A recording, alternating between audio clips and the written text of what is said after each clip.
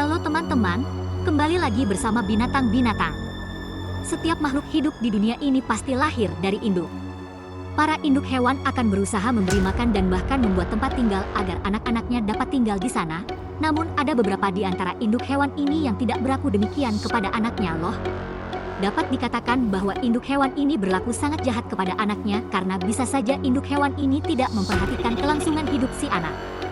Kali ini binatang-binatang akan membahas 10 induk hewan paling nakal di dunia versi binatang-binatang.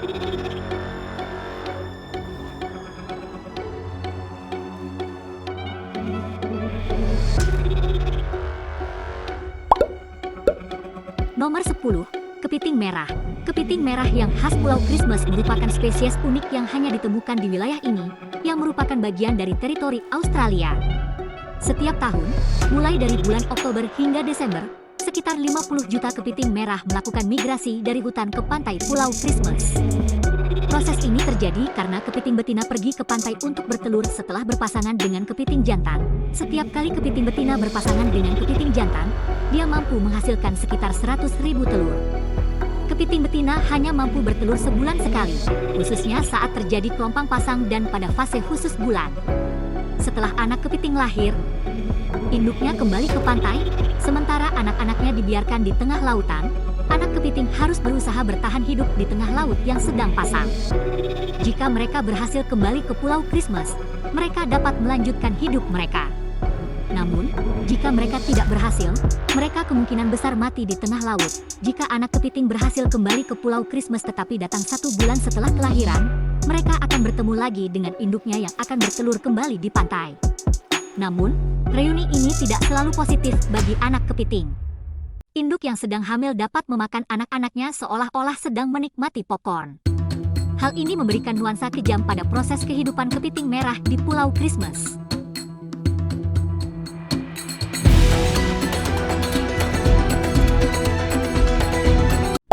Nomor 9, semut.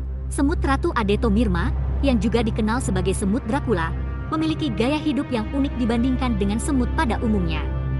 Ratu ini hidup bersama para pekerjaannya, yang juga merupakan semut Adetomyrma.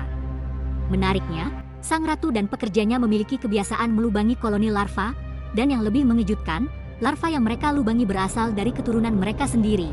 Seperti halnya sang ratu memerintahkan pekerjanya untuk membaiki larva mereka sendiri, seolah-olah menjadi bagian dari rutinitas kerja mereka. Tidak hanya melubangi larva, tetapi ratu dan para pekerjanya juga menghisap darah dari larva mereka. Para semut ini tampaknya menerapkan kanibalisme dalam skala besar. Mengapa semut Adetomyrma dijuluki semut Dracula? Mungkin karena perilaku unik mereka yang melibatkan tindakan melubangi dan menghisap darah dari larva sendiri, menciptakan citra yang mirip dengan karakter vampir legendaris kepada yang terhormat Dracula. Nomor 8, kadal sking. Idealnya, setiap induk hewan biasanya berupaya dengan sungguh-sungguh untuk melindungi anak-anaknya, terutama yang baru lahir, agar dapat bertahan hidup. Namun, fenomena ini tidak berlaku pada seekor kadal tertentu, yaitu kadal sking.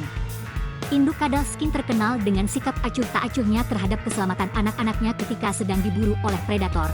Jika telur kadal sking sedang dalam risiko diserang oleh predator, pada umumnya induk kadal akan membawa telurnya menjauhi ancaman tersebut. Akan tetapi, menurut kadal sking, tindakan tersebut dianggap merepotkan. Sebagai solusi yang lebih praktis, induk kadal sking memilih untuk memakan telur anaknya sendiri agar tidak menjadi mangsa predator. Induk kadal sking berpikir bahwa lebih baik mereka yang mengonsumsi telur tersebut daripada spesies lain yang mungkin memangsanya. Meskipun demikian, fenomena kanibalisme ini tetap menggambarkan suatu kejadian yang menakutkan, terutama ketika induk kadal sking memakan anaknya yang bahkan belum sempat menghadapi dunia luar. Nomor 7, anjing laut. Anjing laut, atau dalam bahasa Malaysia dikenal sebagai anjing laut, merupakan salah satu hewan asli di Samudra Arktik dan daerah utara Samudra Atlantik. Secara umum, induk anjing laut menunjukkan perilaku yang baik terhadap anaknya. Dalam Desember 14 hari pertama setelah melahirkan, induk anjing laut sangat memperhatikan anaknya. Selama periode ini, induk akan kehilangan berat badan sekitar 6 pound setiap hari karena fokusnya pada menyusui. Induk anjing laut berhenti berburu dan sepenuhnya fokus pada menyusui anaknya selama periode awal ini. Namun, setelah Desember 14 hari pertama tersebut, induk tiba-tiba menghentikan proses menyusui dan meninggalkan anak di tengah rautan es. Induk kembali berkawin dengan anjing laut jantan lain tanpa memperhatikan anaknya. Tanpa asupan makanan lagi, anak anjing laut cenderung diam dan bergerak sedikit agar dapat menghemat lemak tubuh. Proses penghematan ini biasanya berlangsung selama sekitar 2 minggu. Setelah itu, anak anjing laut menjadi semakin kurus, hingga hanya tinggal setengah dari berat badan awalnya.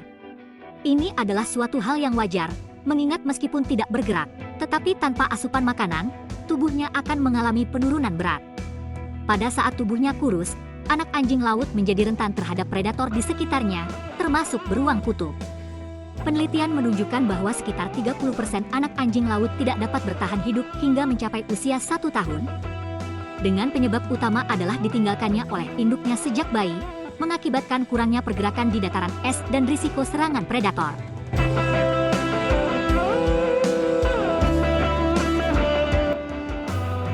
Nomor 6.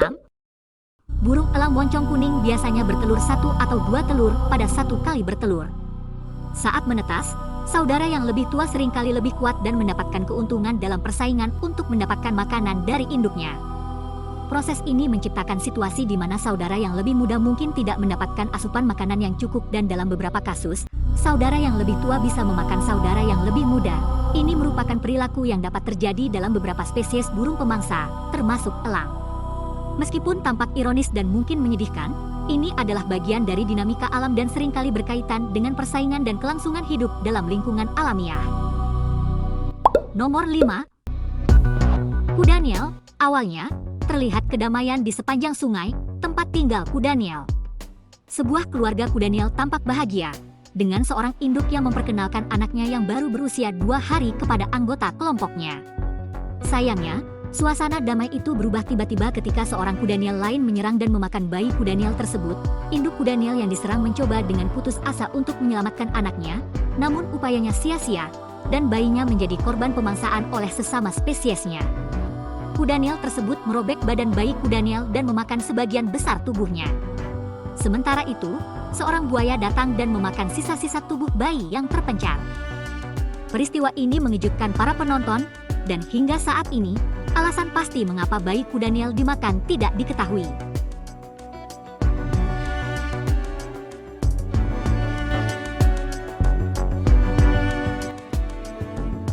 Beberapa teori menyiratkan kemungkinan kurangnya sumber daya atau ruang hidup yang memicu tindakan tersebut. Karena seekor Kudaniel dapat melahirkan hingga 10 hingga 15 anak sekaligus, diperkirakan bahwa tindakan tersebut mungkin terjadi untuk mengendalikan populasi dan memastikan sumber daya yang cukup untuk kelangsungan hidup yang seimbang. Nomor 4. Tamarin Kaisar. Ini bukan bicara tentang buah tamarin. Kali ini kita akan membahas tentang seekor binatang primata yang bernama tamarin.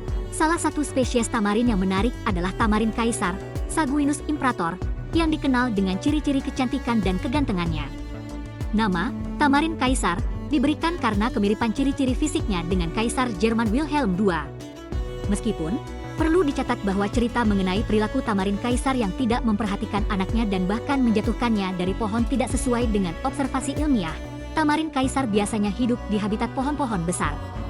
Dalam kehidupan alam liar, mereka cenderung memiliki perilaku merawat anak dengan penuh perhatian.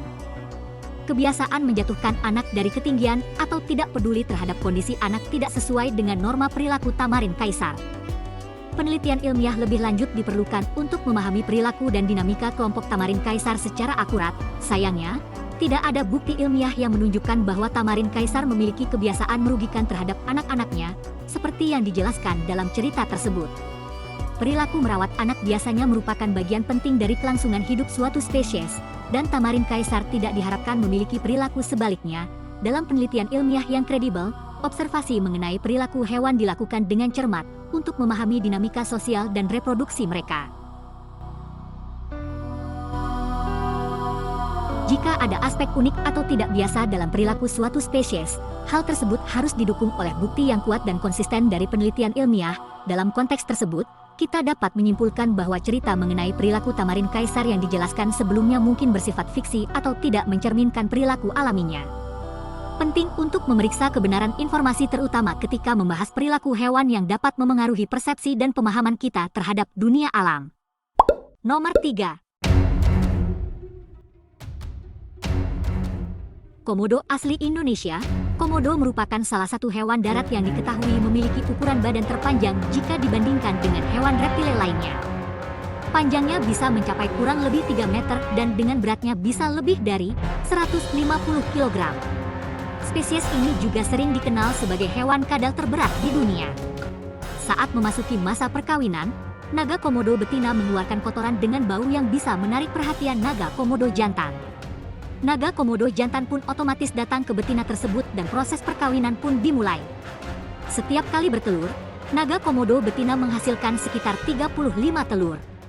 Telur itu dikubur oleh induknya di dalam tanah.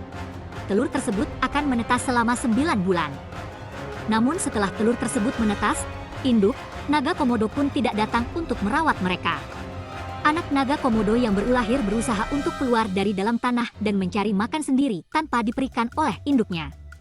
Anak naga komodo yang seperti ini masih sangat rentan terhadap hal-hal bahaya yang ada di alam sekitarnya.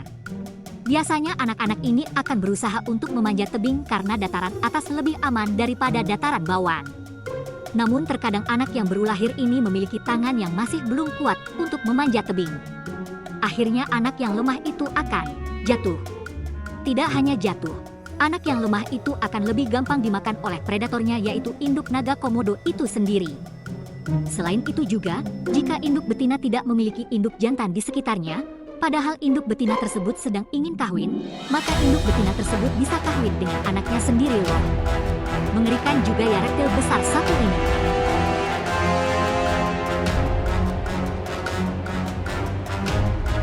Nomor 2. Tasmania Devil. Anda tahu karakter kartun yang bernama Tess pada kartun animasi Looney Tunes milik Warner Bros?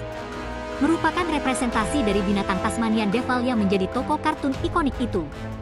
Tasmanian Devil merupakan salah satu binatang asli dari Pulau Tasmania, salah satu negara bagian di Australia. Binatang memulia ini tidak dikenal baik dalam hal mengasuh anak. Saat memasuki musim kawin, Tasmanian Devil betina akan melakukan perkawinan dengan beberapa Tasmanian Devil jantan. Dari hasil perkawinan itu, maka Tasmanian Devil betina bisa menghasilkan sampai 55 bayi yang disebut sebagai joey. Namun tidak semua 55 bayi itu ia rawat dengan sebaik mungkin. Biasanya Tasmanian Devil hanya memiliki makanan untuk 5 joey saja. 5 joey tersebut dirawat olehnya dengan sebaik mungkin sampai tumbuh besar dan memiliki hidup yang baik pula. Namun hidup yang baik tidak dirasakan oleh sisa dari 4 joey tersebut. Selain 5 joey tersebut, sisanya yang sebanyak 40 joey tidak diurus oleh induknya dan biasanya mati perlahan-lahan karena kelaparan. Buktinya ia hanya mengurus 5 anaknya saja. Sisanya? Entahlah, mungkin sepertinya anak-anak tersebut sudah terlalu lelah untuk bertahan hidup. Nomor 1. Burung kedasih. Burung kedasih memiliki sistem pengasuhan yang unik dibandingkan dengan burung pada umumnya. Pengasuhan ini sering dianggap aneh bahkan di kalangan spesies burung lainnya. Banyak burung kedasih yang menerapkan strategi breed parasitis yang sangat merugikan sesama burung kedasih. Hal ini karena induk burung kedasih meninggalkan telurnya tanpa memperhatikan. Selain itu, induk burung kedasih meletakkan telurnya di sarang burung lain yang sudah layak. Dengan demikian, dapat diinterpretasikan bahwa induk burung ini mencoba untuk melepaskan diri dari tanggung jawab indukannya. Induk burung kedasih lainnya diperdaya agar mau membesarkan anaknya. Biasanya, induk burung kedasih memilih sarang yang telurnya memiliki warna lebih terang daripada telurnya sendiri. Hal ini dilakukan untuk menyembunyikan telurnya di sarang tersebut tanpa menimbulkan kecurigaan. Umumnya, telur dengan warna yang lebih gelap akan menetas lebih cepat. Setelah menetas, anak burung kedasih yang telah diasuh oleh induknya akan memakan telur-telur lain yang ada di sarang. Tindakan ini dilakukan agar anak tersebut dapat menguasai sarangnya sendiri tanpa gangguan dari anak burung kedasih lainnya. Setelah berhasil menguasai sarang, induk burung kedasih yang aslinya pemilik sarang tersebut akan merawat anak yang sebenarnya, bukanlah anak biologisnya.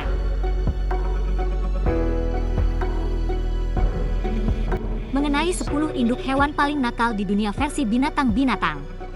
Kalau menurut kalian di antara 10 induk ini, induk hewan mana nih yang paling nakal? Yuk diskusikan bersama di kolom komentar. Terima kasih buat kamu yang tetap menonton hingga video ini.